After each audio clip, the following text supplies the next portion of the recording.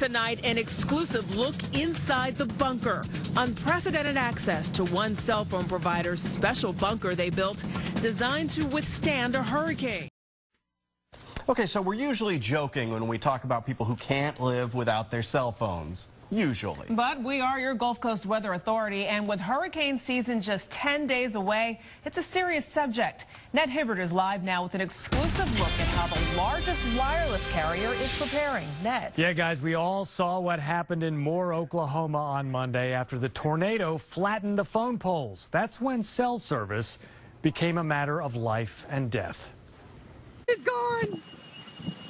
It's all gone. It is times like this when the wireless network is truly a lifeline. As we know, it needs to be there for our customers at the most critical times when they're trying to make contact with their loved ones. But here's the thing about natural disasters. They often wipe out cell towers too, reducing capacity in the instant it is needed most. You have a lot of people that are really looking to the network at a very, very crucial time. So you have a lot of volume, a lot of demand.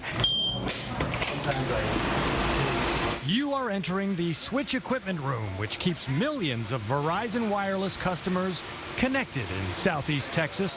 Verizon is the largest wireless carrier. Their assumption is half the people in harm's way are relying on their service. This place is so mission critical, we had to promise not to reveal its location. This is a lot of equipment, and a lot of air conditioning and electrical power go into the care and feeding of this equipment. And what's usually the first thing to go in a hurricane? Power. Which is why all that equipment isn't just plugged into the wall. It is powered by a room full of lead-acid batteries. They're constantly being drawn from to support the equipment and constantly trickle charging to keep them at optimum charge. The batteries alone could keep things humming for 8 hours or more. But here's the backup to the backup. A diesel generator with a massive fuel tank. And it is tested every Tuesday at 1 p.m. And we completely isolate ourselves from outside commercial power and run the building on the generators every week just to make sure they're functional. But what about all those toppled cell towers? Okay, their duties are handed over to, well, what sounds like livestock. And we deployed cows and colts at the Moore, Oklahoma location. We're prepared to do so here too. Cows and colts live outside, but no, they're not barn animals. They are mobile cell towers, complete with a pair of pneumatic poles that extend to 60 feet and onboard generators. What we have is a cell site on wheels, or COW. This is a portable cell site that we can put wherever we need to in case of disaster. And this over here is a COLT, which stands for Cell Site on Light Truck. These were last deployed in the Houston area during the 2011 wildfires in Grimes, Waller, and Montgomery counties. All the network hardware we've shown you is cocooned inside a brick building reinforced by cinder blocks, cement, and rebar.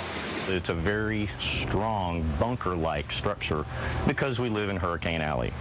In fact, 5 years ago, Verizon's local nerve center emerged unscathed from Hurricane Ike. Look, we all hope the upcoming season goes quietly, without anything going on, but the folks that you just met have to plan as if it won't. And is underway, and we all know how important these are in the event of an emergency. And tonightsdaily.com, we're taking you inside a hurricane-proof fortress that promises to keep you connected when severe weather strikes.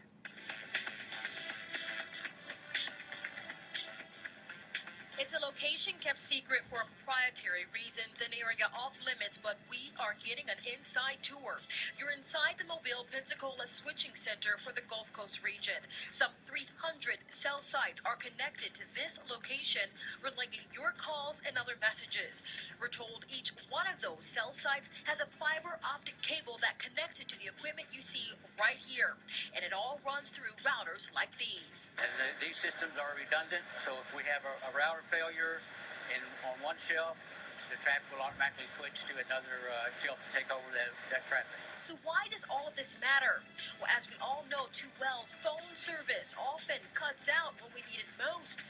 When disaster strikes, and that applies to cell phones too. Verizon reps say the work they do here is what helps to keep your cell phone service intact. We focus on network reliability and disaster recovery 24 hours a day, 365 days out of the year. We don't just do it around hurricane season. Jack Heinman says they have all sorts of backup equipment to deploy in areas where their infrastructure has been destroyed or where emergency responders need extra capacity. We have a fleet of cells on wheels, which are called CALs, and cells on light trucks, which are called COLTs.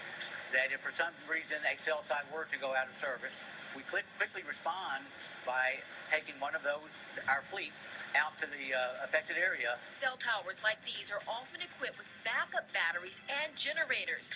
Verizon says all of its sites have at least 12 hours of backup power, and if the tower batteries run down, backup 750 kilowatt generators will kick in to recharge them. And cell phone companies recommend text messaging rather than calling in any disaster. They say sending a text message uses less network capacity, plus it doesn't take as much battery power.